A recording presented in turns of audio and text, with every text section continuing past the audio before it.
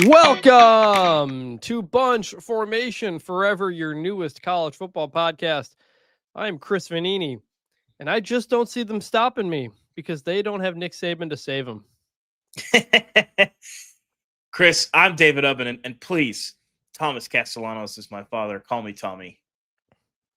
Also, I don't have a nipple ring. I was debating leading with that, but instead we both went with Thomas Castellanos. Prove it, Chris.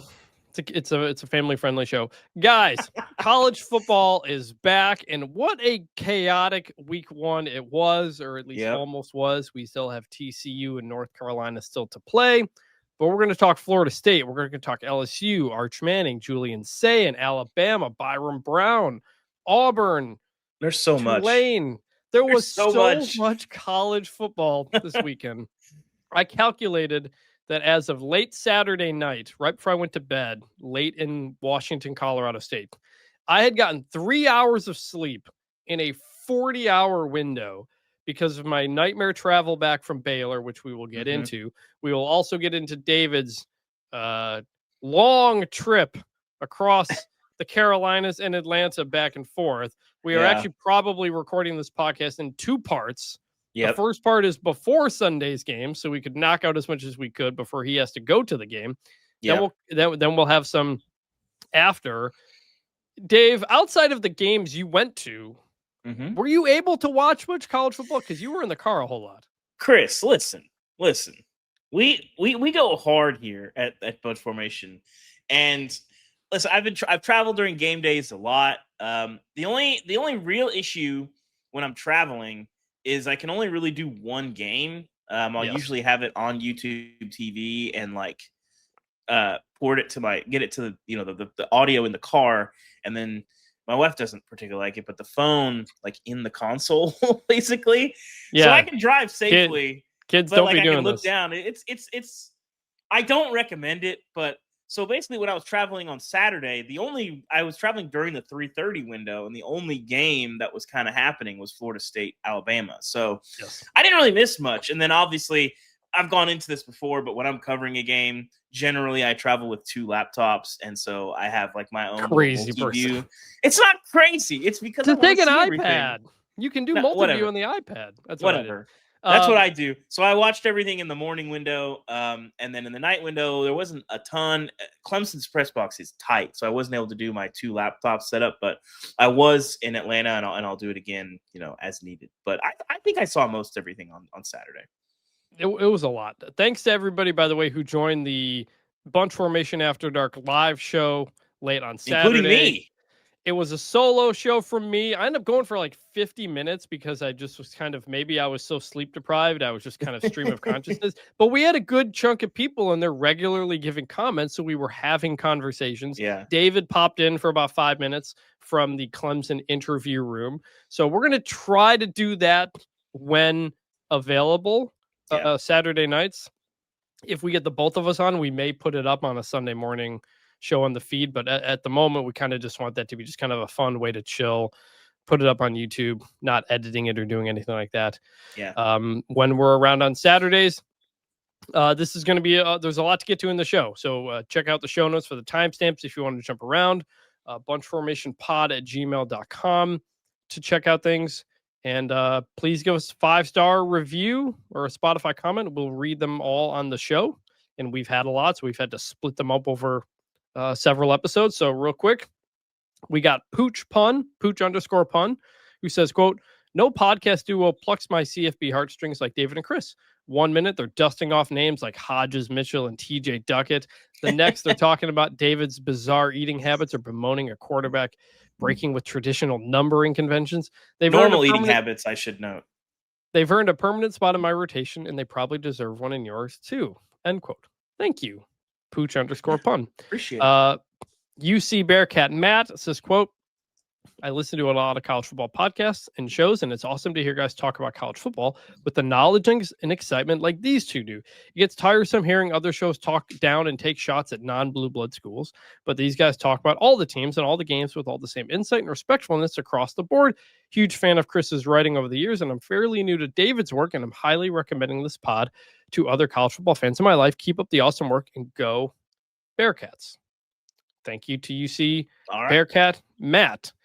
And all right, Dave, is it time to get into the games? Yeah, let's do it. All right. We're going to start off. So we have a drop for the media segment. The kids are playing their tail off, and the coaches are screwing it up. And with this, we're going to do basically overreactions or not. Because you're listening to this on Monday, so in many cases, it's 2 days since the game. So I don't need to recap the whole game. But we're going to start off with what was supposed to be the biggest game of the weekend, Ohio State, Texas. Ohio State wins 14-7. And here's a thought, David. Tell me if this is an overreaction or not. Arch Manning will not make the Heisman Trophy ceremony in New York.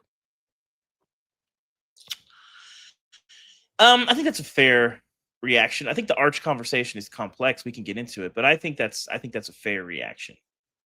He was shockingly not good in this game. I had concerns about other parts of the Texas offense, the offensive line, the ability to run the ball a bit. I did not see Arch missing as many open guys as he did.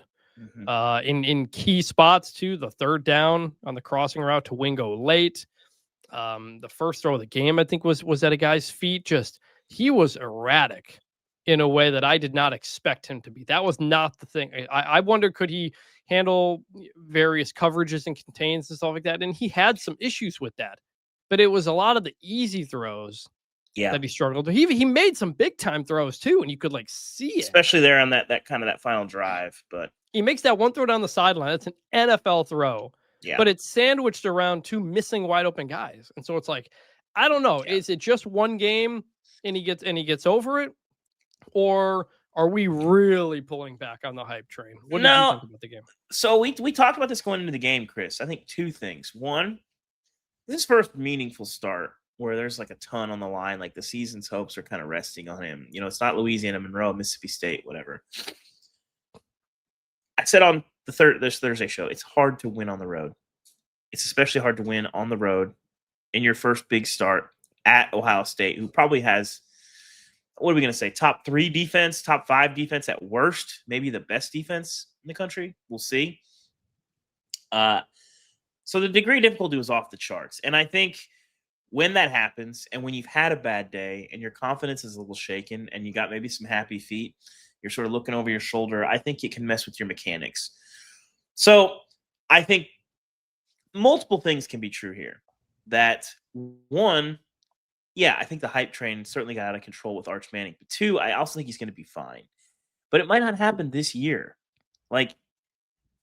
Think about Cade Klubnik in 2023. I think that's a good example. Maybe not the best timed example. Yeah, well, it's not a great I know. Klubnik. But we've seen this a lot. Yes, generally, if guys are going to be elite, you see it almost immediately. But the tools are obviously there. The mental capacity, I think, is clearly there. The work ethic, understanding how to prepare, doing all those things, good head on his shoulders. He's not flirt with the portal every year and chasing checks and all these things. He'll be fine. It's going to take a while. But I think in a game like that, where there's so much on your shoulders and you've played so poorly early, I think it can shake you. So I'm still holding on to my Arch stock. I just think,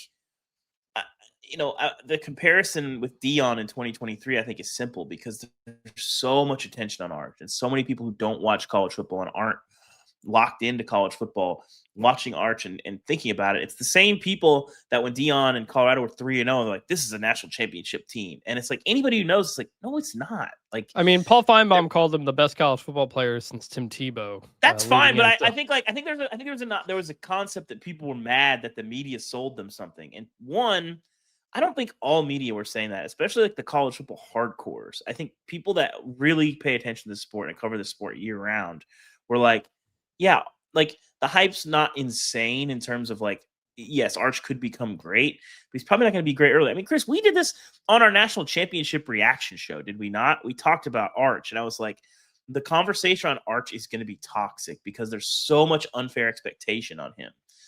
And so I think he's going to be fine, but I think most people were not selling like Arch is going to be a god immediately. And also, he was in several commercials during that game in a way that you typically don't see. But that's commercial. That's fame. That's not being great. And I think you don't have to buy what people are selling just because some people are selling that. So, what's your take on the game? Other than that, anything on Ohio State?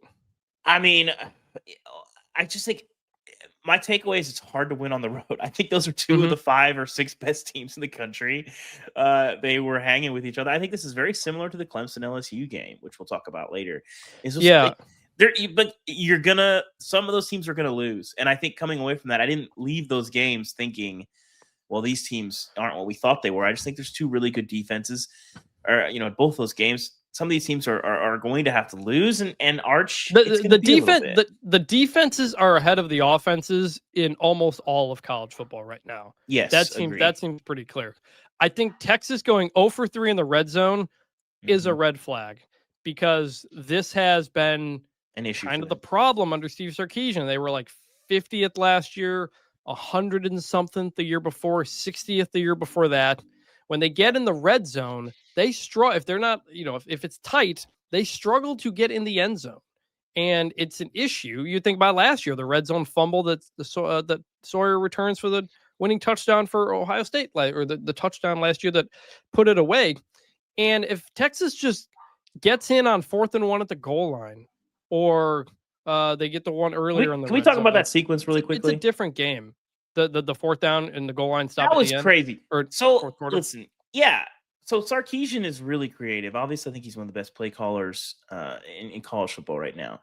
We've seen him draw up so much stuff, and it seems like when they get into the red zone, that creativity kind of disappears, especially inside the 5. And there seems to be a denial piece of Texas. You're not going to blow Ohio State off the ball. You haven't been able to run the ball consistently all game. Maybe you want to play a numbers game. They seem to want to just run Arch like into the B gap basically, and just hope that they could get him, over the top. And it just didn't work for him. But at some point, you're not moving Ohio State, and so I don't know why they which nobody could last year. They had several goal line stops. Yeah, and so I don't. The creativity was disappearing there. We didn't see that. Yeah, I think you can do like, where's the rub routes? Where is some kind of misdirection? Where is the naked boot? Where is giving Arch the run pass option, not the RPO, but like a play action, maybe not a naked boot, but you got some crossers. We just didn't see that. He just wanted to keep pounding it. And I respect trying to run the ball inside the 5, but when you I think they just ran basically the same thing 3 or 4 times, right? It was 3 Arch runs and a handoff to Weissner. You're not moving them. And if you're not moving them, especially inside the 5, you got to do something else. And we just didn't see that. That creativity was gone. On the Ohio State side, this defense replaced a bit, but as good as maybe we thought they could be already. Matt Patricia, terrific defensive game plan. The defensive coordinator playing 2 high safeties, taking away stuff in the middle, making Arch go through his reads and find stuff on the outside. He was really flustered. Ryan Wingo, 2 catches for 35 yards. We talked about him on the Thursday show, total non-factor. And I don't think that's about Wingo. As the Detroit Lions guys, you can see from the helmet behind me, not a lot of good feelings about Matt Patricia, but have to hand it to him there. Julian Sayin, Ohio State quarterback, was not great or not even good, but because this is a former 5-star guy, but because he's going up against Arch Manning, he was better than Arch. 13 for 20, 126 yards. The touchdown pass he threw to Carnell Tate was badly underthrown. Good. Not good, but fortunately he's got Carnell Tate and Jeremiah Smith. Yes, and that'll help. So Ohio State, not sure yet if they're going to be my number 1, and that's because of the other next game we need to talk about, where you were at, which was LSU 14, Clemson 10. Sorry, LSU 17, Clemson 10.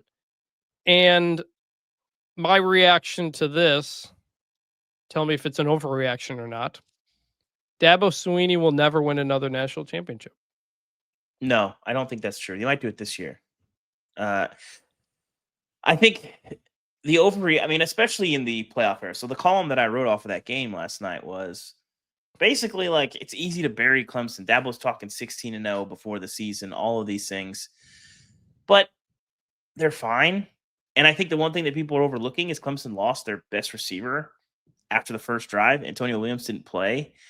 And, the way that these guys are wired and Dabo and Cade Klubnik, they're not going to be like, oh, yeah, we were, take away any team's best receiver, and it's going to be an issue in a game like that, even at home. LSU very improved. I think we saw that. This is a team that, I think will be a contender, of course. I think there's obviously a case for them as the number one here, but that schedule, if you look ahead at LSU schedule, it's crazy. And that's not the case for Clemson. I think Clemson's going to be able to coast into the playoff. So they didn't play very well. Not about getting. It's not about getting to. It's not about getting to the national championship. It's about winning it. I think they can do that this year. It's not about getting to the playoff. It's about doing something when you're there. I was totally wrong about this game. I thought Clemson was going to win. I thought both teams were going to hit the over, which was like 57.5. And it said Cade Klubnik goes out there 19 for 38 passing, 6.1 yards per attempt. Clemson has 1.7 yards per rush. These problems that we saw last year, at least one game in, were not fixed. Other than, I guess, they stopped the run against LSU, an LSU team that can't run the ball anyway. Yeah, I would yes, you lost Antonio Williams, but you have a lot of other veteran guys there with you. And Klubnik looked lost. It looked like Clemson had never seen a blitz before. LSU Blake Baker, they were blitzing the heck they were out of him. It up last night. They blitzed a corner from the boundary into the Peay gap. And absolutely, Cade never saw it. By the time he saw it, the guy was already screaming at him. That was an unbelievable call. And it was like, man, I know it was 17-10 and whatever, but LSU had a touchdown or catch or whatever called back on a very weird review. And Brian Kelly didn't kick a field goal at one point. This game was not close. LSU was the better team, clearly. LSU finishes, they outgain them 356 to 262. They 25 first downs to Clemson's 13. They were just that whole second half. You could see LSU had taken over that game. Yeah. And Clemson, a veteran team with his veteran quarterback and all these guys, could not make plays. I had Clemson number 2 in my poll. I think we both had them in the national championship game. Yeah, and I don't know. I picked a rematch of this game in the national championship. You did, and so maybe that's the case. Maybe LSU is amazing. We'll talk about them in a second. But I kept saying Texas, Ohio State, those teams are going to grow throughout the year. I thought LSU and Clemson, I think, are pretty close to their ceiling, and if this is Clemson's ceiling right now, I don't like it. I just think they played poorly, though. They just played poorly. I think that you have to. I don't know what you were there. What'd you think about LSU? I mean, I think this is obviously going to be Brian Kelly's most complete team. You look back at that first year that they went to the SEC championship. That wasn't a great offense. They had Jaden Daniels, but he was still kind of figuring it out.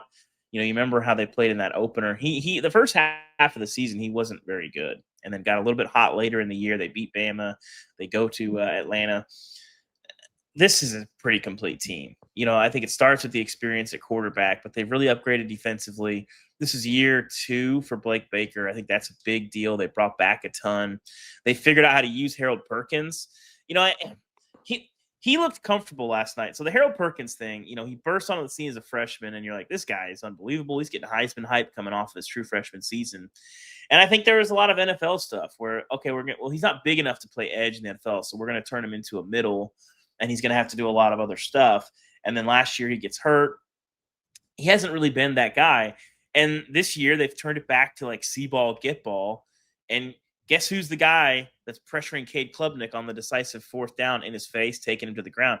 It's Harold Perkins coming off the edge. They've simplified what they need from him. And I think they've got that identity. They figure out they know how they want to use their personnel.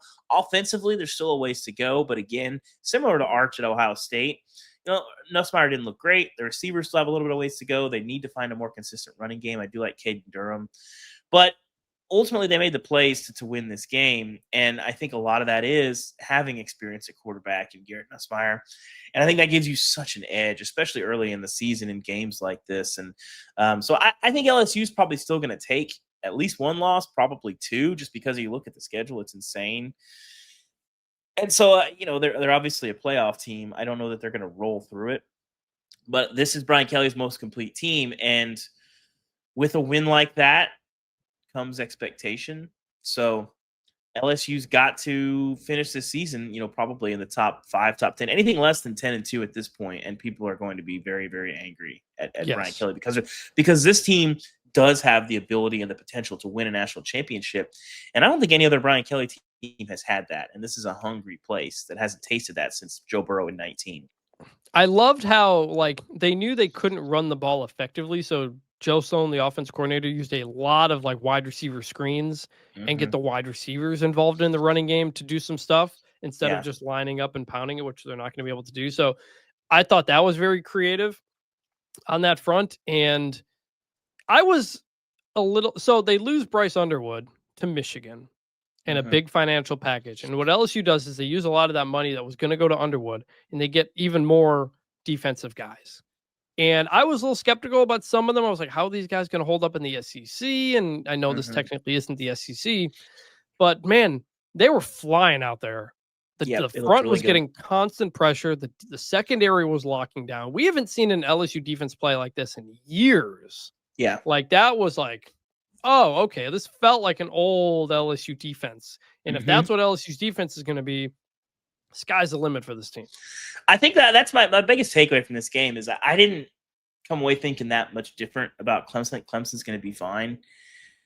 LSU, I think because of that defense. The offense, we needed a little bit more dynamic stuff from the receivers. They need more from those guys, instead of just contested balls. But they've got the pieces there. I mean, obviously, we saw some stuff in that game from Barry and Brown. Aaron Anderson had a nice catch and run. Those guys are going to be able to take care of some teams. And then Trey'Dez Green, a giant, that contested touchdown that he had, 6'7", 240.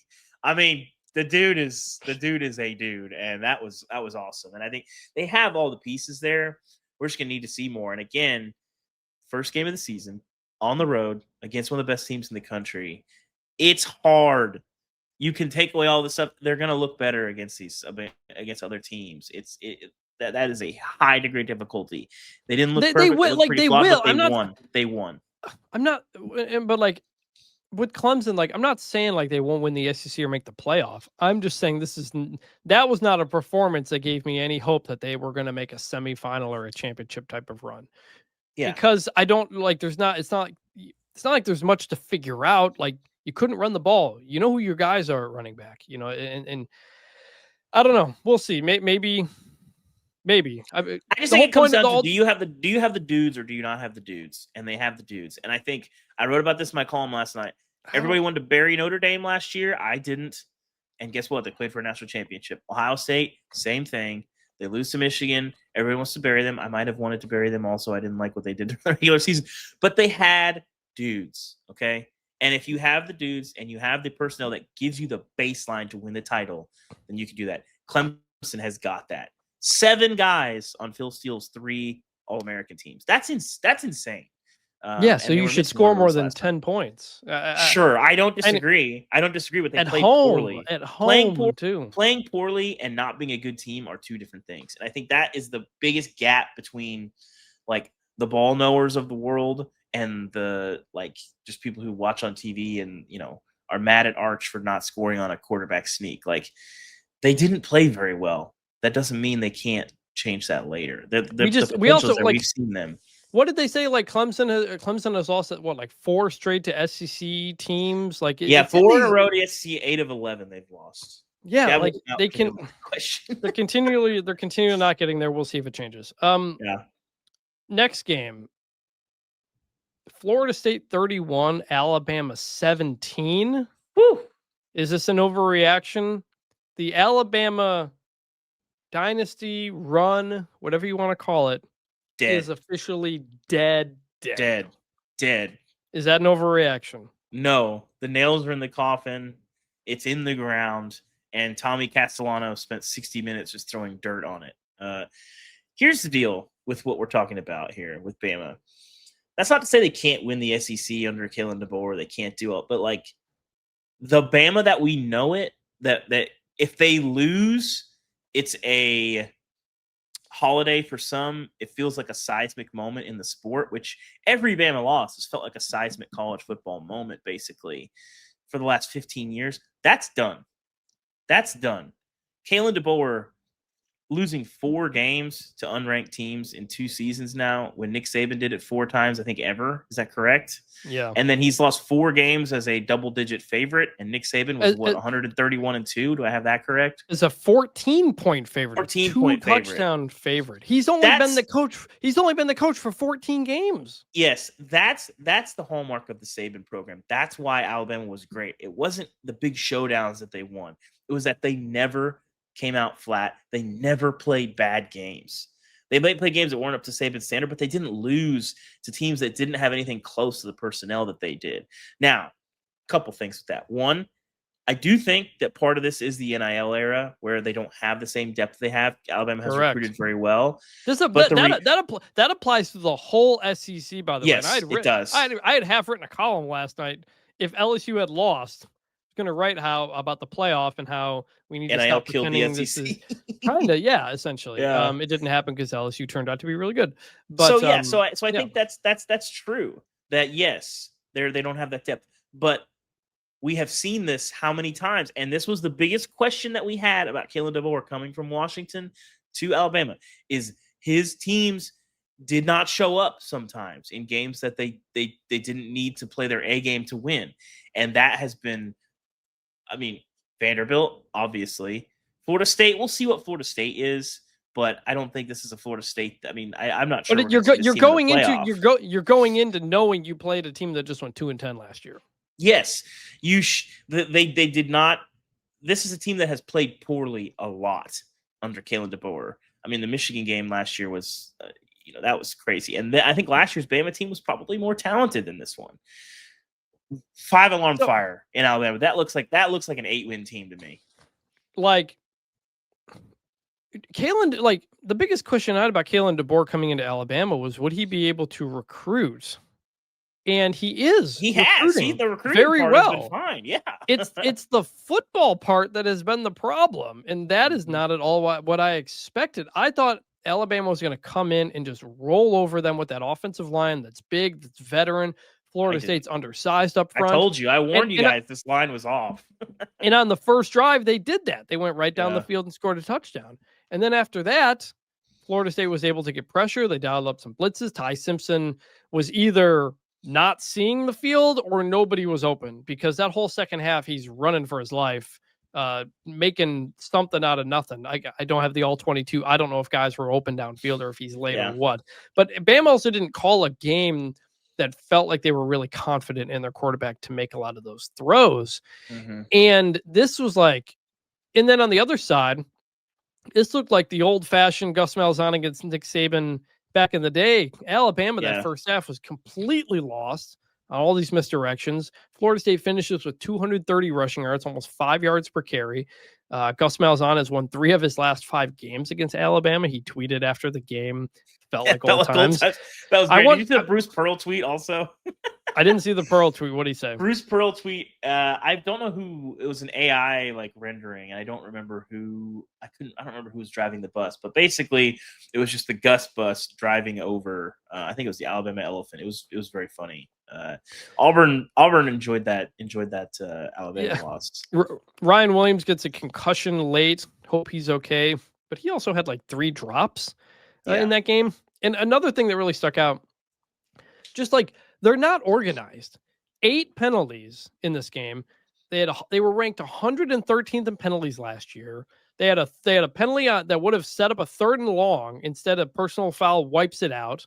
That is the drive that leads Florida State to go back up 14 points in the 4th quarter. They're in timeout hell. They had to burn 2 in the 1st quarter. They had to use another ahead of a 3rd and 17 play on offense. They lost one to the injury timeout thing at the end. Just like completely disorganized and not on top of things, and sloppy and a lack of attention to detail that you never saw under Nick Saban.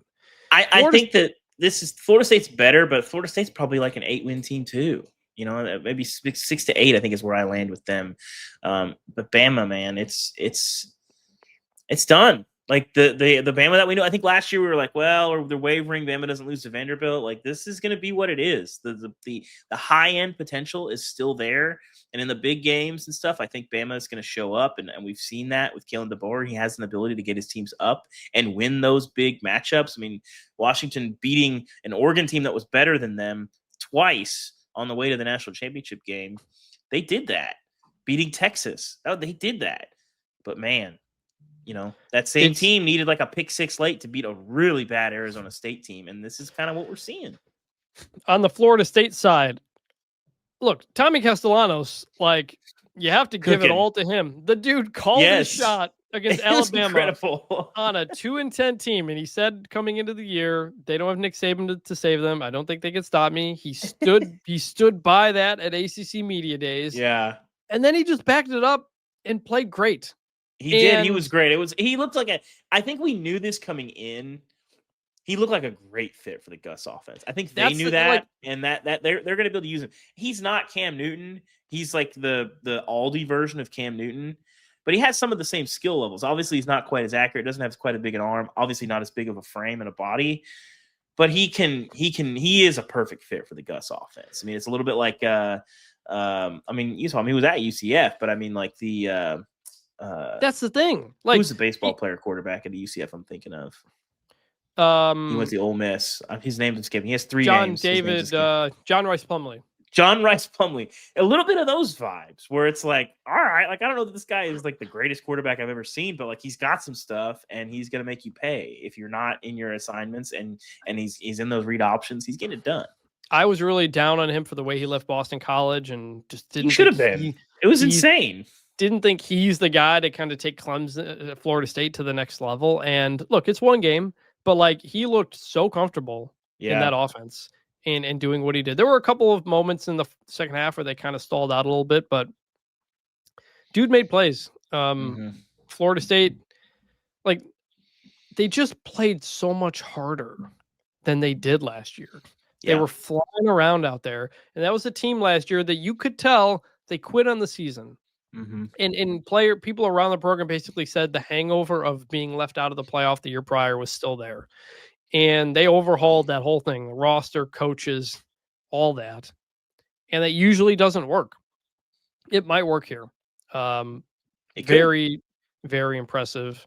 Is there anything else I wanted to say in that game? Kalen DeBoer's buyout, by the way, for people who are that's always a good conversation. It's like $65 to $70 million. There is. Oh, is that it? I have the contract. There is no offset. So like if he gets another, that's what it is. Paid out in monthly installments. No, you're not doing that right now. But man, it's bad. If they go 8-4 in year 2, I mean, he's coming into year 3 as sort of it's definitely a make it or break it. I will say. Can we before we move on? Can we silver lining for Alabama fans? Mm-hmm. Sure. Kalen DeBoer, who's a very good coach, struggling in his first year and game. It does validate the greatness of Nick Saban.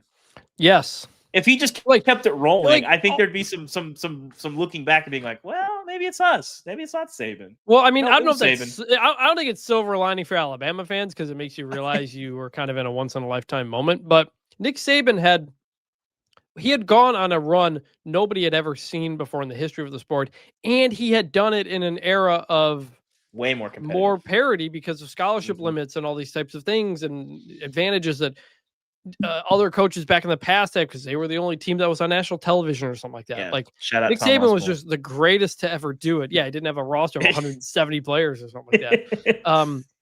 But yeah, like yes, Nick Saban, the greatest of all time. That run was insane. We got to get our friend Damian Harris on here at some point to talk about the state of Alabama because I'm sure he has a lot to say. Alabama is not going to be what it was. So that is that. Speaking of Gus Malzahn and Alabama and whatnot, Auburn 38, Baylor 24. I was at this game and I came away incredibly impressed with Jackson Arnold and Hugh Freeze. And here's my take. Tell me if this is an overreaction. Hugh Freeze has learned from his past mistakes. That's probably an overreaction. Here's why. So, you may have noticed Auburn ran the ball a lot and Jackson Arnold scrambled a lot, and they didn't do much of anything in the passing game. So you may be thinking, well, I don't feel much about Auburn until I see what they can do in the passing game. What does it mean? The thing is, Baylor was playing two high safeties the whole game. They were trying to take away Eric Singleton and Cam Coleman, and they did. And so the response to that was to try to, you're going to have to run the ball against a lighter box. And Auburn kept doing that. And Hugh Freeze says after the game, first Jackson Arnold says after the game that he didn't expect to run so much, but he had to kind of swallow his pride in the passing game. I'm sure he came to Auburn thinking, look at these receivers. I can't wait to throw to these dudes. But instead, he didn't force it, and he'd scramble instead, or they'd call direct runs. And Hugh Freeze says after the game, like, yeah, that was actually kind of hard. I, as a play caller, probably forced it a bit early. We have those great wide receivers. It's difficult to not want to just throw it to them, but we had to take what the defense was giving us.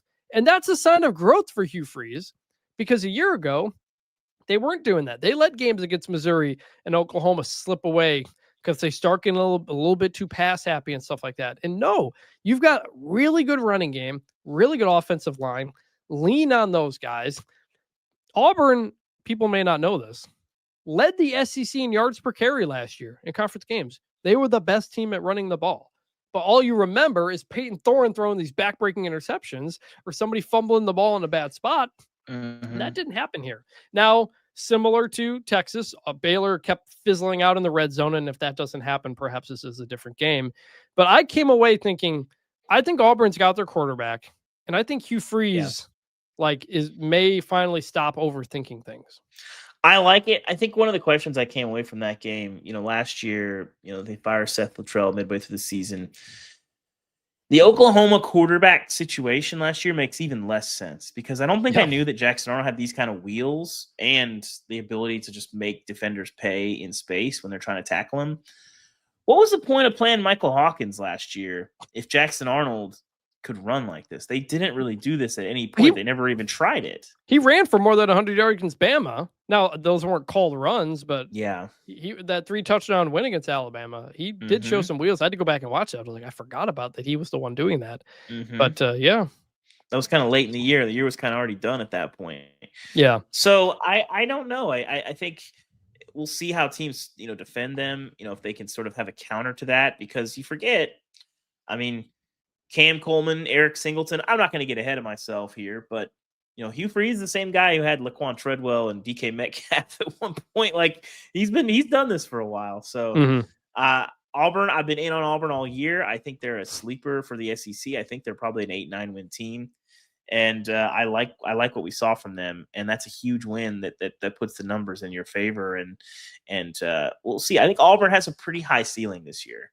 I don't know that they're going to be able to get close to that, but the potential is there. If you told me that Auburn finished 10-2 and was sitting there at like the 8 or 9 seed, I'd be like, yeah, maybe I can see it. I do. The defense gave up a lot of yards. I do wonder if Baylor just has a lot of dudes at wide receiver. They do. They had like 200 yards after the catch. Sawyer Robinson, and Jake Spavital, good OC as well. Baylor quarterback Sawyer Robinson did not play well. I didn't think Spav called a good game for him either. But when Baylor got the ball in the hands of its receivers in space, they were making plays. So Baylor, we'll see. We'll see. I think a lot of you allowed a kick return touchdown as well. Like, couple of key mistakes, the difference in that game. We'll see. I think I still like I like the ceiling for Baylor, but I think the floor may be a bit lower too. So yeah, I would agree with that. A game that you were at. I've been at a lot of them, Chris. You're gonna have to tell me one of the games you were at.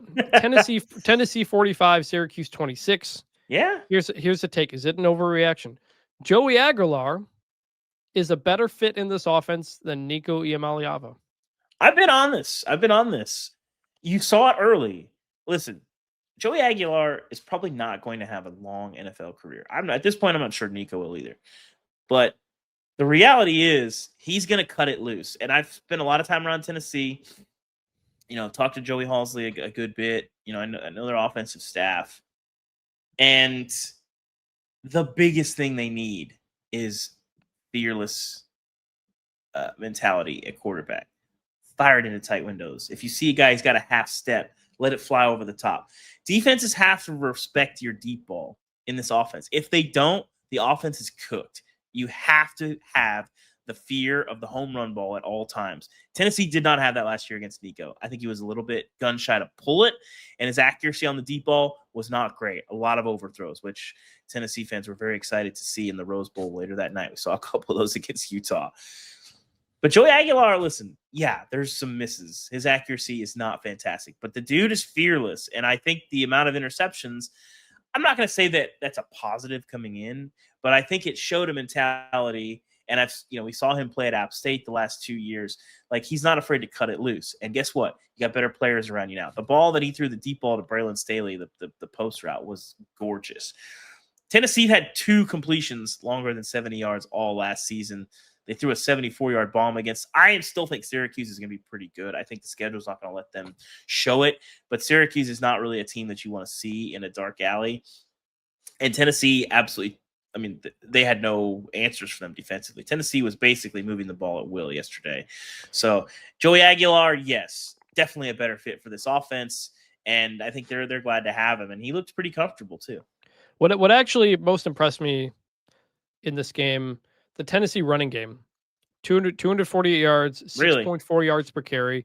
You lost Dylan Sampson, and so the SEC Offensive Player of the Year. Wait. I'm not in on Syracuse's defensive front, but go ahead. Well, I'm just gonna say, like, I wanted to know if they could still run the ball, and Star Thomas looked really good.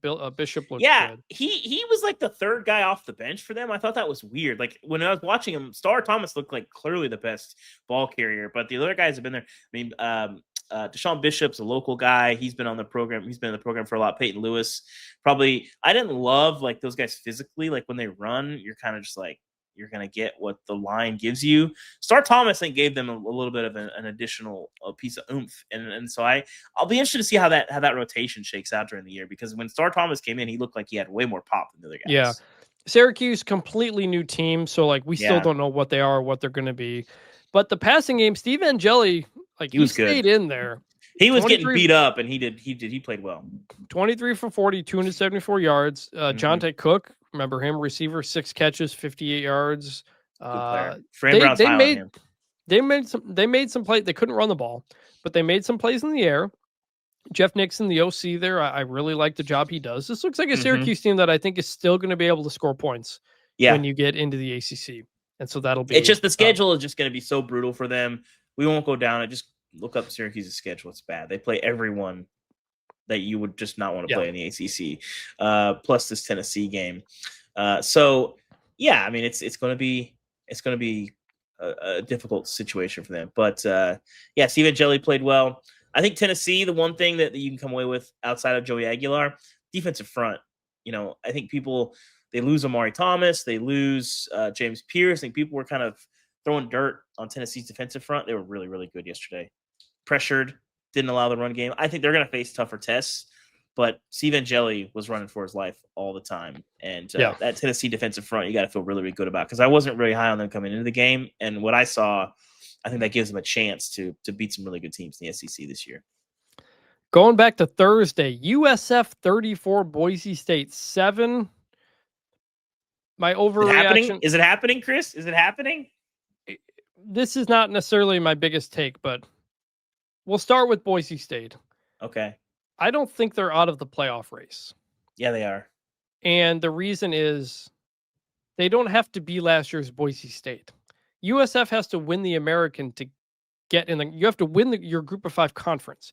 And based on what I've seen from the Mountain West, there's nothing that's changed my mind about Boise State being the favorite of the Mountain West. Problem, though, Chris. That's the issue. I think you're overlooking this, and then I think that yes, the Mountain West I think is going to be terrible this year. Boise State, they've still got Notre Dame. If they're 10-2 at the end of the year, and they're up against a 9-3, 8-4 American team, I don't think Liberty they don't play anybody either, so who knows? But I'm just saying, I'm not saying they're going to make it. I'm not saying they're the favorite. I'm just saying everybody who said Boise State season is done, it's not done, because Group of 5 teams are going to pick up a lot of losses along the way. It just happens all the time. Boise, I have not seen this bad of a Boise State performance since I can remember. They did almost nothing right. They couldn't block for the run. They couldn't get explosive plays. Maddox Madsen was missing guys. They were allowing explosive plays.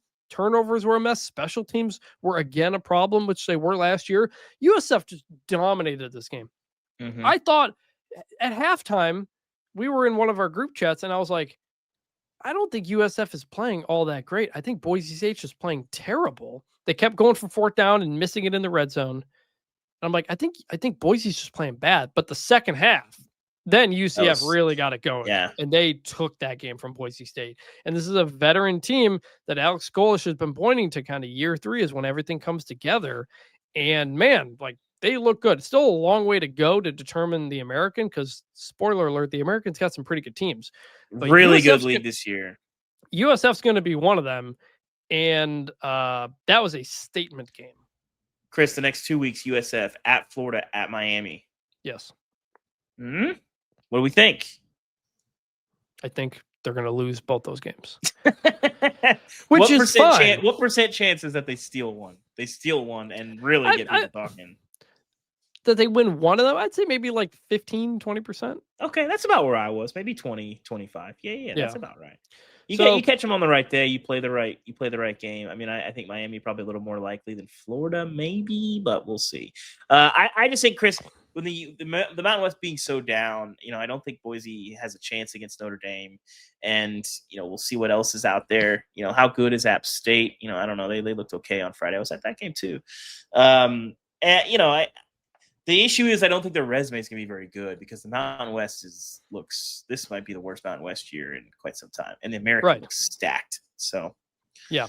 Now we'll move to Miami's 27-24 win over Notre Dame on Sunday night. This was a kind of a weird game. Miami was kind of in control for most of it. Notre Dame comes back, gets a little weird at the end, but they hold on. My take for an overreaction here, maybe. Miami looks like a national championship caliber team in terms of their talent. Am I wrong? Yeah. Did you watch the game management? This is why I don't trust Miami. Mario Cristobal, listen, you can't play these dangerous games over and over and over again. How many times we need to see this? It's why I don't trust Miami. Look, Mario Cristobal, offensive line coach, they've got clearly another strong offensive line. Defensively, they looked much better. But some of these decisions on the stretch, these are the decisions that influence games. He got away with it tonight. But turtle shelling when you're up 21-7 and letting Notre Dame sneak into the game. And then you get literally just within field goal range. It's like, all right, we're good. We passed the green line on TV. We're gonna have what I believe they called a unsettled quarterback or unsettled kicker situation, i.e., our kickers are not very good. We already had a muff snap. We're going to settle for a 48-yarder to win the game with a minute left where if you miss it, there's a pretty good shot you lose. That's poor game management. That's why I don't trust this Miami team at all because of Mario Cristobal. So the talent level, though, I think they looked really good. I think they have pieces everywhere. They look really good in the trenches. My feeling is they have national championship caliber talent, which I kind of maybe thought a year ago too, maybe not so much on the defense. I want to see more weapons offensively. But they lost games they shouldn't have lost. And so in this game, you have to waste a timeout for the first punt return of the season because you lined up or didn't get people out there or something. You get a delay of game before the first play of the second half after you receive the kickoff. You run the ball 3 times for a very long field goal that the guy actually makes. Decisions. I wondered if Cristobal thought that Notre Dame only had 2 timeouts and not 3, because I do not understand running the ball on 3rd and 4 when you're already struggling to pick up 3rd and 2. You run it on 3rd and 4, and they showed a camera shot of him, and he looked kind of confused. So I wondered if he missed. Never good. I wondered. I don't care about the timeouts, though. I don't care about the timeouts. Run your offense. I do. Yes, but it was doubly bad because you were playing for a long field goal, which was shaky from your kicker, but you were also giving Notre Dame a minute to work with, which is a crazy amount of time. That's why I wondered that. Now, the other part of this, you're paying Carson Beck like $3-4 million a year to just hand the ball off on the biggest plays of the game. If you don't trust him to make the plays, what are you even doing then? So that's the negative on that. I thought Miami overall, though, as a team, looked really good. They whipped that Notre Dame offensive line that came in as Yeah. the number 1 ranked offensive line from everybody. They end the game with 2 straight sacks. They just completely blow by the right tackle twice. I thought the offensive line mostly held up. They had that one really long drive where they just run it, touchdown. There were some misses here or there, but all the hype coming in this Miami team was how good they were in the trenches, and that pretty much lived up to it. I thought Carson Beck looked pretty comfortable. Found a couple of weapons. CJ Daniels makes a crazy catch. So I don't know. I come out of this very encouraged about Miami in terms of their ceiling, but I am concerned about the game management stuff. How much of that is week 1, you're figuring it out, and how much of it is this always seems to happen with cristobal? These are coaching decisions. It's not operational stuff. And this was pretty basic game management stuff. I really, man, it was not good. It was not good. If Florida State and Miami are both like really good, like they might be, that could be fun. Miami has to play Florida. I'm not all in on Florida State being that good, but I will say they found something in Malachi Toney. Really good player. Yes, the freshman. He's. I mean, I don't know if we're going to use. I'm not going to say special yet, but clearly a big time guy. Yes, and I thought Mark Fletcher, the running back, actually had a lot of bursts. He was nice hitting game some for holes. him. So good win for Miami. The other game on Sunday, South Carolina beats Virginia Tech 24-11. David, you were there back in Atlanta for this one. My reaction to this game, I'm a little bit worried about South Carolina's got a very high ceiling with some freaks, but I'm a little concerned about other parts of it. I'm concerned about the pieces they lost. Is that an overreaction? No, I think so. I think part of this is we don't really know what Virginia Tech is. They've been really hard to figure because they lose the opener to Vandy last year, and everybody's like, they lose to Vandy, you're going to get roasted for that. That Vandy ends up being pretty good. And Virginia Tech was a lot better than their record showed last year. They lost a bunch of close games. Brent Pry, the coach, is 1-12 in 1-score games as head coach. This ended up not being a 1-score game, but it was for most of the game. It was like 10-8 going into the 4th or something. So, offensively, some problems after that opening script with Mike Shula. They absolutely tore into Virginia Tech's defense, and then from then on, they just couldn't really find anything. Their whole offense was basically Lenora Sellers like running around, which he's quite good at. His ability to move at his size, 240 pounds. I mean, he looked like he's faster than he was last year. Shiftier, even harder to tackle than he was last year. Like noticeably. That was my first time seeing him in person. I was pretty impressed. I think I still have some questions about him as a passer. But the bomb to Nick Harbor, speaking of freaks, was a pretty nice throw. And I kind of agree with you. I don't know that I trust this team because the overall roster is not there. But, you have Dylan Stewart, you have Lenore Sellers, you have Nick Harbor, you have these guys that are just like physically unbelievable. And that does give you, like, South Carolina can win the SEC. I feel very confident in saying that. But I also think they can go 8-4. So, yeah. Virginia Tech, up until the end, Virginia Tech was giving this game away. It was brutal. They had the interception thrown in the end zone. The drops were really bad. They had several bad drops. They missed a wide open swing pass on a 3rd down. They punt, but there's an illegal formation penalty, so you have to punt again. Then it becomes a punt return touchdown. Like they managed the clock poorly in the first half. This game, like for 3 quarters, South Carolina was like, you can take this, Virginia Tech. And Virginia Tech was not taking it. Tech's defense, I thought, played really well. They were getting a lot of pressure on South Carolina and getting pretty much nothing in the running game. So is that a South Carolina thing? Is that a Virginia Tech thing? It's week 1. We don't know. But I think we also noticed that top-end talent that South Carolina has can win you a game if nothing else is going right. Nick literally Harbor, those 3 guys literally did win the game today. Plus the punt return. I will say our guy Ben Bell, Texas State transfer, had a really nice game on that Virginia Tech front. He was good today. Kyron Drones, very fun, not great, all over the place. probably if he's fearless throwing on the run, there's no chance. You don't know where the ball's going.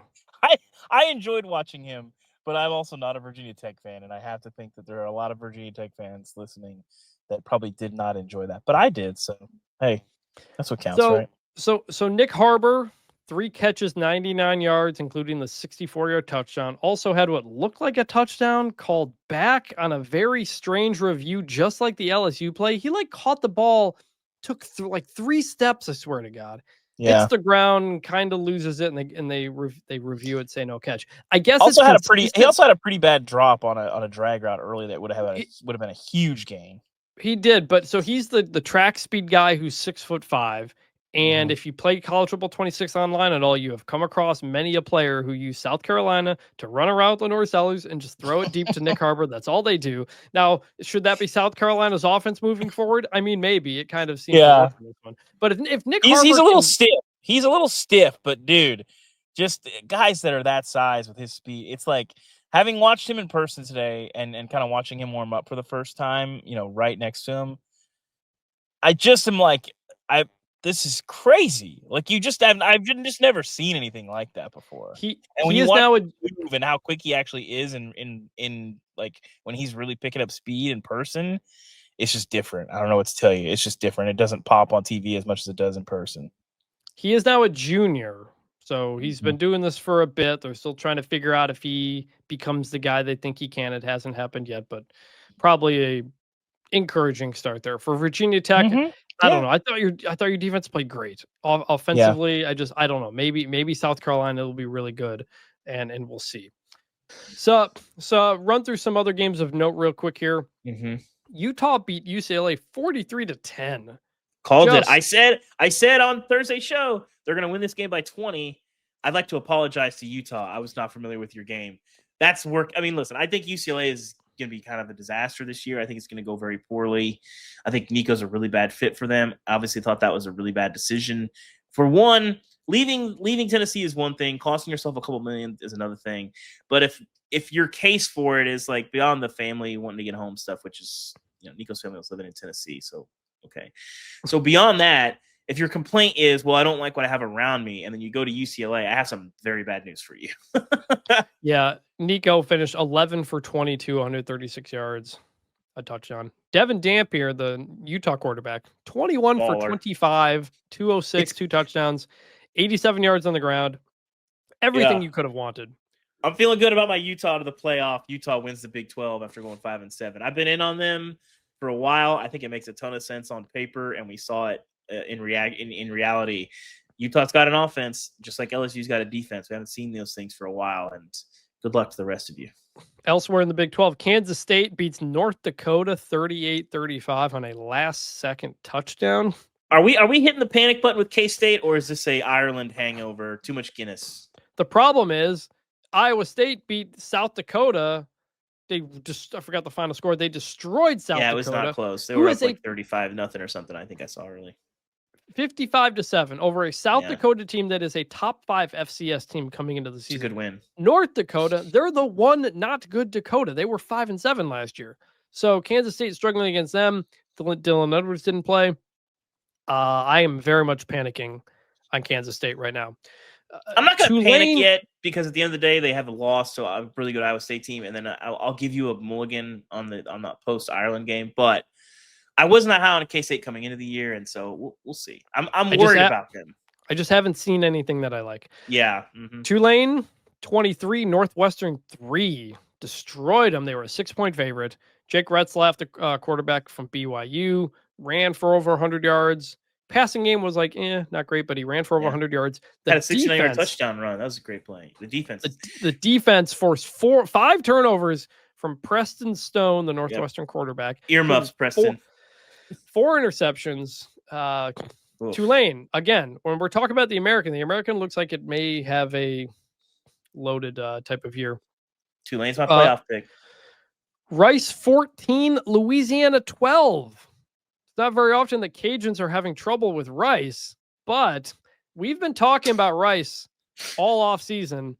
Scott Abel comes from Davidson, runs a really unique triple options spread type of thing. And it's not like they move the ball super well, but they held the ball. That's a Louisiana team that played in the Sun Belt Championship last year and was expected to again. And Rice starting off 1-0, that's a big way to start your tenure. Shout out to them. Fresno State 42, Georgia Southern 14. Another stunner. Tough kind of weekend for the Sun Belt. Fresno State, which had gotten rocked by Kansas the week prior, showing more than a pulse. I know. I came away from that thinking like, okay, Kansas, like this is okay. We'll see. I think Kansas is going to push for the Big 12, but we'll see. In Georgia Southern, a team we think will be right there for the Sun Belt East title, with JMU. Not Clay Helton, not great.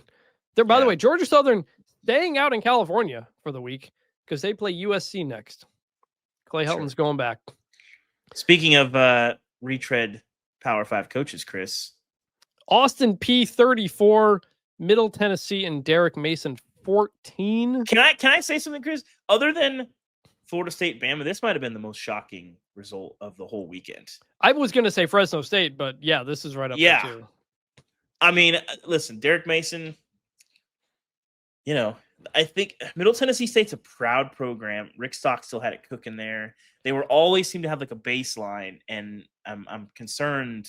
Listen, you're hitting kind of the reset button. We'll see how it goes, but anytime you're losing by multiple scores to an FCS team, I don't care how good they are and what division you play in the FBS, that's a problem. The problem is like because Rick Stockstill was like doing okay but not great there, and the fans wanted to run him out of town. But they couldn't buy him out because he had a ridiculously favored contract. All the conference realignment money gives Middle Tennessee the ability to buy him out. Yeah. And they use it to hire Derek Mason, who was already not liked in the region because of Vanderbilt. So it's been a disaster. It's going to be a disaster.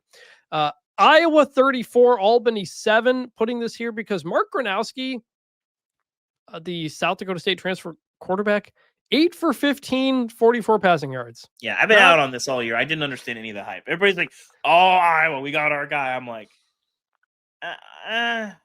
yeah. So we'll see on that, but Iowa looked like Iowa. Oklahoma 35, Illinois State 3. John Mateer looked good, but I'm putting this here because Oklahoma only had 103 rushing yards, 3.2 yards per carry. That's not great. You've got Michigan next week.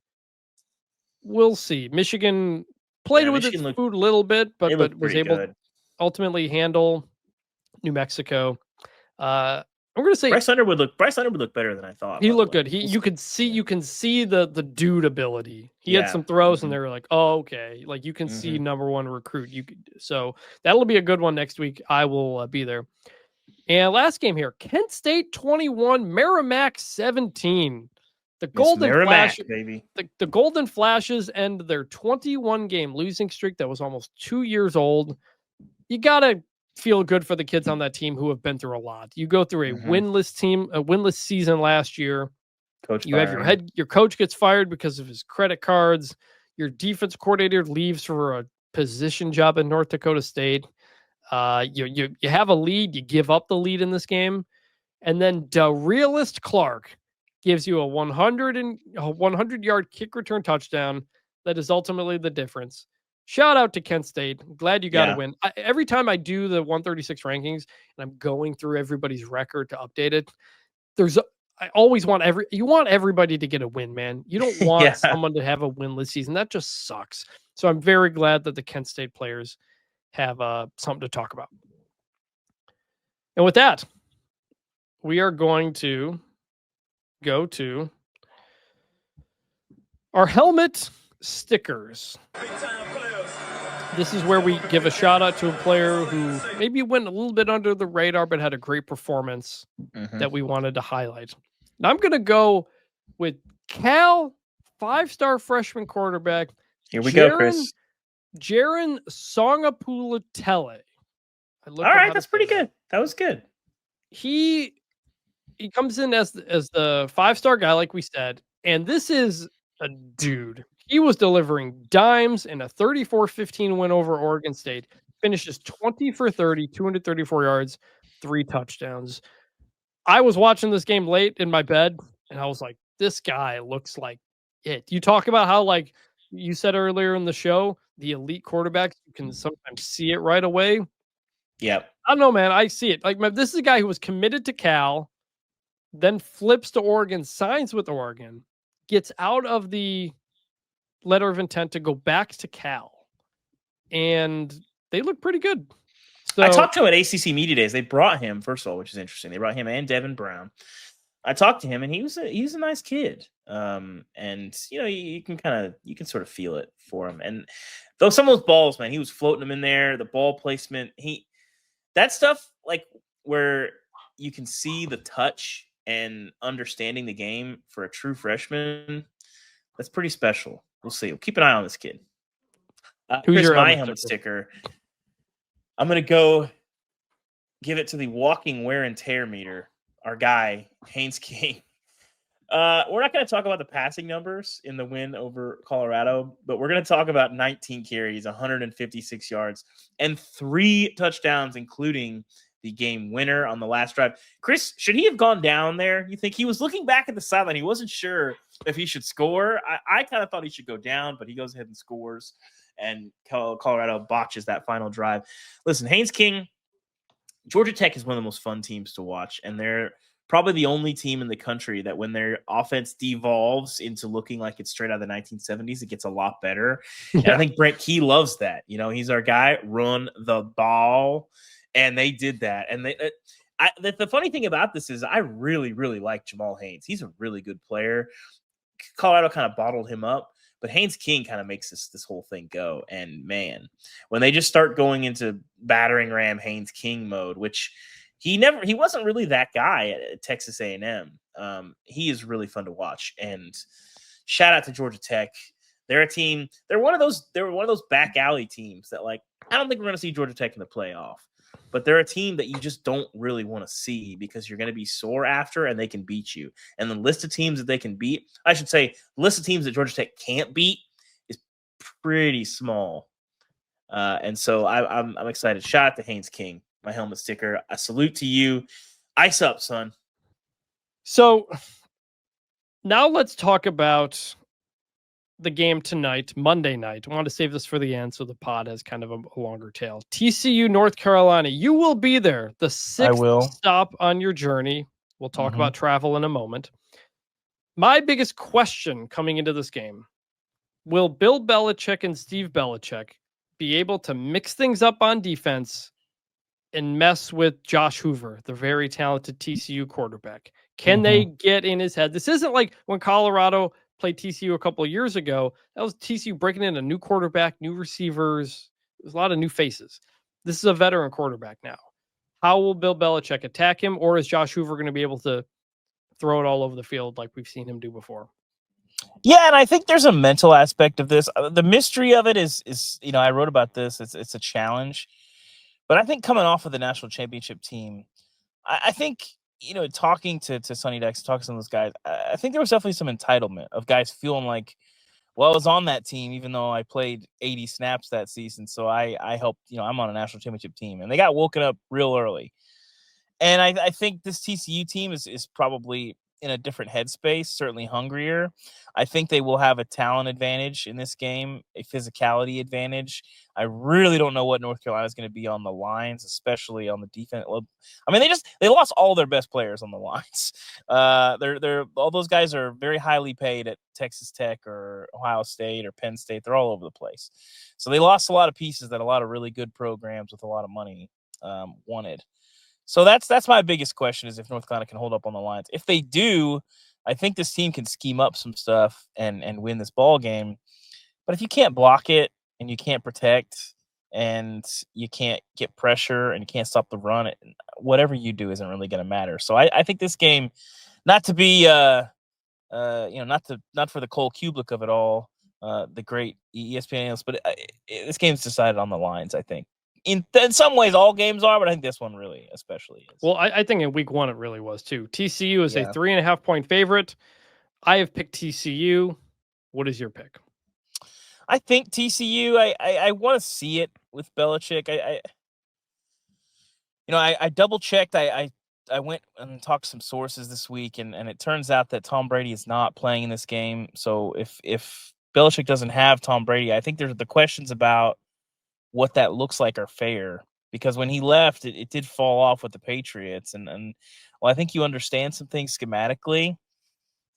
I things look a lot better when you have a bunch of all pros, and the amount of talent that they had on those great Patriots teams, especially relative to the teams that they were playing, was different.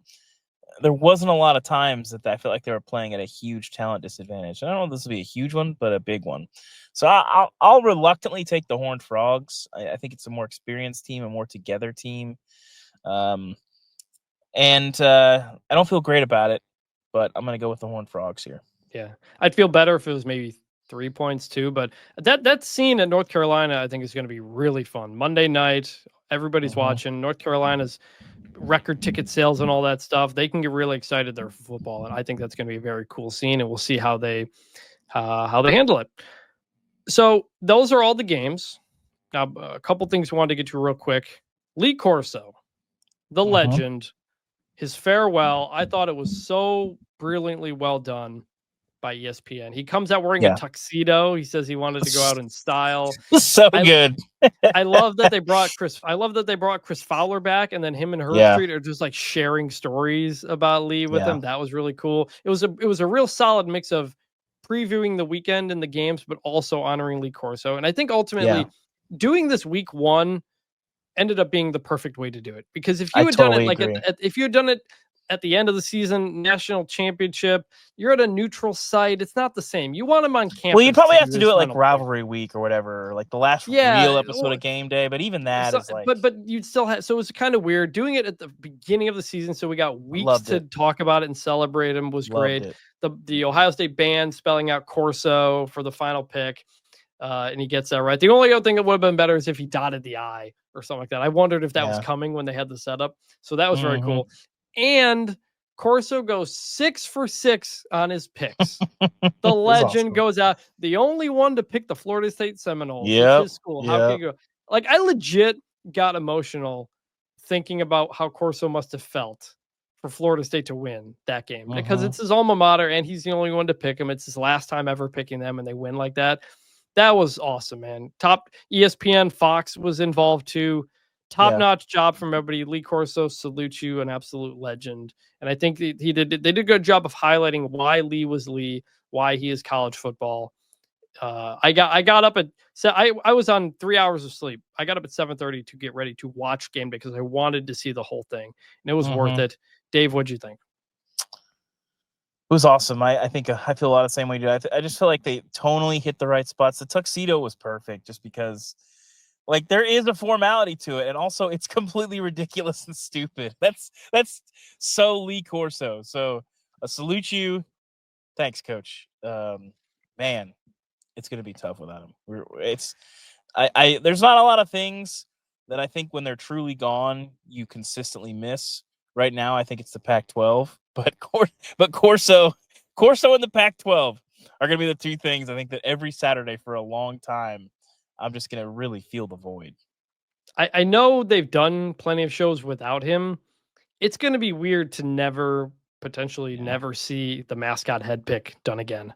I kind of think they should continue it, like, as a way to honor Lee. Like, I go back and forth on it. I don't know. I don't know. I like call it so like I think this goes back to here's what you do. You get to the last pick and you call it the Lee Corso head pick, and you have McAfee or whoever do it. I know people don't like McAfee, but he does a good job with the crowd. And if he did it to honor Lee Corso, which I think he would, I think that'd be a lot of fun. I understand if they don't, though. Did you see what Arkansas did this year with jerseys, Chris? No. So they didn't retire Darren McFadden's jersey, but anybody who wears number 5 at Arkansas, there's like a little custom, like, Darren McFadden logo on the jersey. Michigan did this. I like this way more than retiring jerseys, because I think it has to be a pretty high bar. I don't think true freshmen should be able to wear it. I think you got to be a contributor. But I like keeping the jersey numbers alive, but on them giving reverence to guys that came before you and honoring those guys. So in that way, like I love that way more than retiring jerseys. So in that way, I sort of understand the mascot pick. That like I kind of do want it to continue just because it's so stupid and it's really entertaining. But also, I just feel like it would be cheapened and not really the same and kind of the antithesis of everything Corso was, which was really authentic and really original. And so I'm torn. I'm torn on it. It would be like reading the cliff notes of Tolstoy or something and feeling like you actually comprehended what the book was actually written for. Tip for Arkansas: don't do what Michigan did and honor Tom Harmon's number 98 and put it on your quarterback. I'll never forget Devin Gardner wearing number 98 because he wore the Tom Harmon jersey. More schools should do this. Stop retiring jerseys and honor the guys that had those. But jerseys. honor normal numbers. That was the most ridiculous jersey number setup I've ever seen, and I think we ever will. So as we get near the end of this pod, it's time to talk about our travel this weekend. Still Dave, ongoing travel? You're the headline. You're speaking right now from a car from a McDonald's after South Carolina, Virginia Tech. I think I'm somewhere in Greenville, South Carolina. I think you're in South Carolina right now. You will have done 6 games in 6 days. 6 games in 5 days, Chris. Get it 5 right. days. Sorry. How have you held up? Listen, I committed to it. We're doing it. I'm tired. The first couple days were pretty uneventful, but Friday night I got to my hotel at about 3:30. Driving back I went to the App State Charlotte game in Charlotte. Yeah, give us this to repeat. Give us the 6 games. So if you hadn't listened, I started my week very simply in Raleigh, North Carolina. Drove from Charlotte to Raleigh, went to NC State ECU. Pretty good game. I knew what was coming, so I didn't drive back that night. Stayed in Raleigh. Go ahead. Also, you learned at NC State, no in-person press conferences. Yeah, NC State does Zoom press conferences at home. Stop doing this. What are we doing? That's insane. In 2025. You can't do any. I wasn't writing off of that game, but you can't do anything worthwhile. This is a side conversation. Ridiculous. They stopped doing it. I don't. They said they repurposed an area in the team facility, and just when COVID came and they didn't bring it back. I've never heard of any other team doing this since 2023, 2022. Anyway, stayed in Raleigh, came back to Charlotte, was able to come back home, kind of hang out with the family during the afternoon, then went to uptown Charlotte, and went to App State Charlotte, the only G5 game on my trip. And then when that game was done, booked it down to Atlanta. Dominant App State win, by the way. They look good. Yeah, Dowell Loggins, great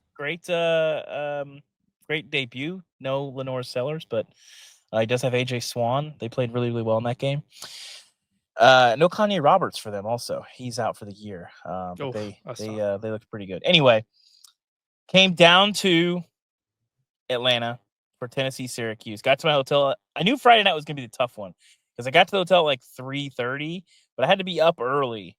So I get up 8:30-ish, get down to Mercedes-Benz for Tennessee-Syracuse, leave that game and book it up to Clemson. And this is where we start having issues. So obviously I wanted to get there for kickoff. I get there, get to the media lot, but because I got there at 6:45 for a 7:30 kickoff, media lot's full. So I'm like, okay. Now, I had not been to a game at Clemson, but the media lot is very far from the stadium. So they have golf cart shuttles, basically. So they redirect me to this other lot a mile and a half away. And I'm like, well, is there going to be shuttles? Because for one, I know it's getting close to game time. But for two, I also don't really want to walk. I'm tired. I'm carrying my crap. It's a long way. These sound like first world problems, but we are working. So I don't particularly want to have exercise time at this point. So yeah, you'll be fine. So I go all the way to this lot. We are a mile and a half probably from the stadium. And I pull into the lot and I'm like, hey, media overflow. I'm like, yeah. And I'm like, are the golf carts coming out here? And Chris, you would have thought I asked him if the space shuttle to Pluto was coming out there because they were like, what are you talking about? And I was like, okay. Well, so then I go park my car. I come back. I'm like, so there's no golf carts coming? And he's like, I don't know what that, I haven't seen a golf cart. I was like, well, if there were golf carts, where would they be? I haven't seen it. At this point, I'm recognizing I'm just going to have to start hoofing it. It's a good 1.5 miles from the stadium. I mean, it's a long way. But I don't have a choice. I can't wait for people. So I just go. I am drenched in sweat. I was sitting next to our colleague, Seth Emerson. I saw Ari and Andy down there. They were probably mocking me because I was like, it was full sweat. I'm a member of the sweating community, if you didn't know that. So I'm already like a really heavy sweater just in general. It was a problem. So anyway, game, do all that stuff. We wrote, did all that stuff. LSU, by the way, their equipment truck destroyed a gate at Clemson on the way out. The gate wasn't up high enough. So anyway, that was very funny. So I come out and I'm like writing and I'm like, well, that was tough, but like I know we're gonna have because there's shuttles running back to the media lot. So I go out there. I talk to a Clemson official. I'm like, hey, is there a shuttle coming? And they're like, oh, they're not running anymore. So I'm like, okay, well, I'm in a media overflow lot. I'm not in the actual media lot, which is already kind of a far walk, but like more doable. And so I'm like, well, I'm in lot 16. And they're like, where is that? So she pulls up a campus map, can't find it. I'm like, no, it's over here. I'm on the total other side of the stadium at this point. Has to zoom out, go near the highway. She visibly winced when she saw where the parking lot was. She goes, oh. And I'm like, is there anyone that can take me there? And she's like, no, this is at 1:30 in the morning. I got to drive back to Atlanta. It's like 2 more hours. Oh, long story short, I've just got to hook it back to my car. Chris, how long do you think it took me to get back to my car? 30 minutes? 36 minutes. Yeah. 36-minute walk carrying my crap back to my car. So I'm drenched in sweat again. It's very humid in South Carolina. Get back to my hotel in Atlanta at like 3:45. Get to sleep probably 4:15. Take a shower. Number 2 shower in my lifetime, by the way. Number 1 was when I went to Bonnaroo after my freshman year of college, and we just stayed in a tent, and I didn't get to shower for 3 days. I just sweat for 3 days straight. So that was the number 1 shower of all time. This was probably number 2. That's a good shower. A double sweat, that's a good shower. It's an unbelievable shower. So anyway, get to bed. I'm able to sleep in a little bit. We recorded the show Sunday morning. And then at that point, like I got to go to the Benz for Virginia Tech and South Carolina. Finish that game. I had to write a little bit after that. This will all be on a video, by the way. Our video team is doing a lot of this. I was basically stream of consciousness talking to the camera while I was walking back. There's some dark stuff in there. I'm afraid of what's going to be on that video. I was in a pit of despair just wrestling with the fact that I knew this was going to be terrible. Anyway, finish that game. I'm driving back home now. We stopped to record so we could have the show in your feeds Monday morning. And then I will be at Chapel Hill tonight. So okay, so it's been a lot. It was a lot of work, but was it fun to be at? It's been really fun. You'll be able to read about this. I think Tuesday we're running it right after the North Carolina game. It has been physically taxing, but it has been really fun and really enjoyable. A great way to kick off the season mentally, but the season's hard enough physically. Going all out week 1, my wear and tear meter, I'm just red all over my body right now. High risk of injury right now. Exactly. So Chris, you're now anti-electric vehicle, right? That's what I hear. Yeah. So I went down. Baylor is 2.5 hours south of me with traffic. So I get you're the really rental far car north of the Metroplex. So yeah, I get the rental car midday Friday and head down, and I'm like halfway down before I realize, oh, this is an electric car. I didn't know that. I've never driven one. How did you not recognize it was electric? If you had texted me that you had gotten an electric car, because I had one once for a rental, I would have told you, go back and get another one.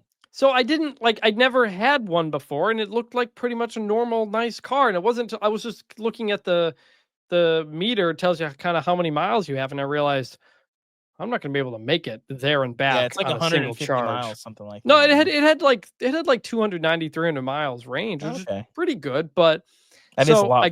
On my way down though, I stop at Check Stop. I did it for you. Thank you, Chris. I got an apple kolache and a cinnamon roll. They were delicious. You've had them before? No, actually, I've never. Every time I've gone, I've always been in a hurry, and I haven't had time. Oh, to stop. can we get a quick check stop review, Chris? I miss those kolaches. Very cool. For people who don't know, it's just a little bakery in a Shell gas station, but it's been around for a very long time. It's Czech Republic, type there's of a food. huge Czech community in the city of West Texas. It's very weird. Not western part of Texas, but like there's two of them. Yeah. And there's a couple spots, but I stopped there on the way down and got that delicious. I get into the stadium. The stadium, by the way, McLean Stadium at Baylor, it's awesome. Wonderful stadium. Super nice. Great. It's about like 13 years old. Really nice stadium, really great setup. The prettiest toilet you will ever see in your life. I saw the river and the boats and all that. Very scenic, very cool. The environment was great. Auburn played really well, as we talked about earlier. And so I leave. I get out of the stadium at 12:30 at night, and I realize, okay, it's going to be about a 2-hour drive. I'll get back at 2:30, but I'm going to have to stop and charge. That might take 20-30 minutes based on what I generally know. So I'm like, okay, and I'm going, and I'm like, all right, time to find something. I pull up my phone, search EV charger, a bunch of things pop up. I go, and I go to this hotel, and I park it and plug it in, and it says like 6 hours to full. Yeah, there's different kinds of chargers. Wait, there's like a 30-minute faster one. Anyway, go ahead. So I didn't know this. So it's just charging and not doing any. Moving very slow. Every 5 minutes, I'm gaining like 1 mile of range. And I'm like, this is a problem. I need to get home. My wife's not home this week, and all the dogs are alone there. And so I end up sitting there for about 45 minutes trying to figure out what I'm supposed to do. Oh my god. Okay. So I'm looking up, all right, can I do a Tesla supercharger? Can my car do that? No, it turns out you need the adapter to do the Tesla supercharger. It's like, okay, well, now I can't do that one. How do I find a fast charger? How do I know which ones have a higher voltage that I need? Took a lot of searching on my phone to finally find a Blink one that's in off the highway in a car dealership. So I eventually get there, and I have to sit there for another about 45 minutes to get up to where I needed enough to get home and then drop it off the next day. And I tweeted a video. Like, it is such the rental car place didn't tell me it was an EV, and they didn't tell me what to do with an EV. I like the idea of electric cars, and I can totally see the usage for it, especially if the range is better. But we don't have the education and the infrastructure right now. No, for rentals, it's crazy. For rentals, it's crazy. If you're someone who has a charger at your home and you just charge your car overnight every time, you're fine 99% of the time. Yes. But to give it out as a rental car is crazy to me. Rental car companies, stop doing this. You should not. This should literally be illegal. So I get home at 4 a.m. and I get to bed at 4:30 because all the dogs and everything I have to clean up. And I'm getting up at 7:30 because I got to watch all of College Game Day because I'm doing a story next week on it. And so I do the live show last night, stream of consciousness, just like, but it was fun. And as I dropped the car off on Saturday, she said, like, how was it? I said, it was terrible. You guys need to tell people if you're giving someone an electric car and make sure they know what they're doing and where to go and what to do. And she was like, oh, well, the company just does that for they only give them for single day rentals, I guess. I was like, okay, but like I picked a compact car. I didn't pick an EV, and you guys sprung an EV on me. I'm renting a car from that same place for the same amount of time this coming Sunday for the Oklahoma game. So I'm making sure that I'm not going to get an EV this time. Yeah, I did. I had it once in Boulder, and I ran into a lot of the same issues that you did. At like the end of the night, like if your hotel doesn't have a charging station, like driving from Denver to Boulder and back and stuff, like it was a problem. And I said, like, never again, because I didn't really know where the chargers were or the superchargers. And a lot of people that own them know where the superchargers are, and they take up those spots at night. Like I'd go to like a grocery store, and they would all be full. And I'm like, it's like 10 o'clock at night, and I'm like, I gotta go to sleep. Yeah, that's the thing. Like there was only all the places I went. The place I went for that had the chargers with the extra boost. There was only 2 spots. And one of them was taken. This is at 3 a.m. One of them was taken, and that guy was sleeping in his car. So, like, if there were 2 of those, I would have been like completely out of luck. So, just again, I like electric cars and the whole thing. Just like same, not as we got to educate people about this to make sure it works. So that's the end of mine. Ultimately, had a good time on the trip. Baylor was awesome. Game was good. Still catching up on the sleep. But we do this because we love college football. And you going to those games, me getting to attend a game for the first time this season, going to a big one next week where College Game Day will be. That's ultimately what it's all about is getting to games in person as much as you can, enjoying that you never know what the heck is going to happen in college football.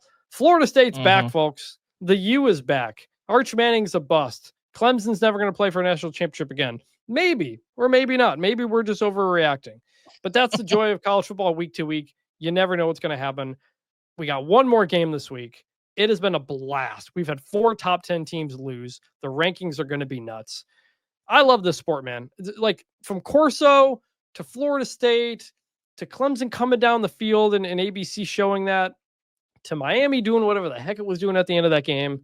Like you just never know what's going to happen in the sport. And that's why I love it so much. And with all that, we will now close the show the way we always do. And that is by remembering some guys. What's better than this? Guys being dudes. I'm going to go with a well-known name, but a name we saw on the field on Saturday, and that is former Florida State wide receiver Peter Warrick. This dude was a beast in the late 90s for Florida State, one of the best college receivers we've ever seen. Became the number 4 for all NFL draft pick. But he was there at the game this weekend. There's an unbelievable picture. I don't know if you've seen it. Of I think it was Thomas Castellanos like celebrating, and you have Peter Warrick like cheering him on in the background. Like that was a cathartic victory for Florida State after everything that they've had to deal with over the last year and a half plus. Yeah. And Peter Warrick, unbelievable dude at wide receiver. Dude could catch anything. Didn't exactly have him in the game at Alabama, but shout out to Peter Warrick. I'm going to stick in a similar vein.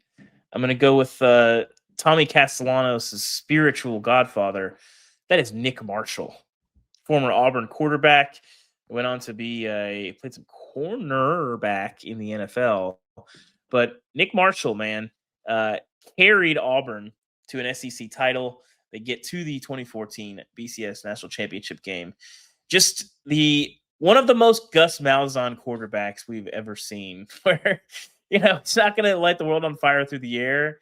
But in 2 years, he ran for almost 1,900 total yards, 23 touchdowns, and threw for 2,500 yards in 2014 that year. Ran a little bit less his second year as first. But Nick Marshall, very fun player.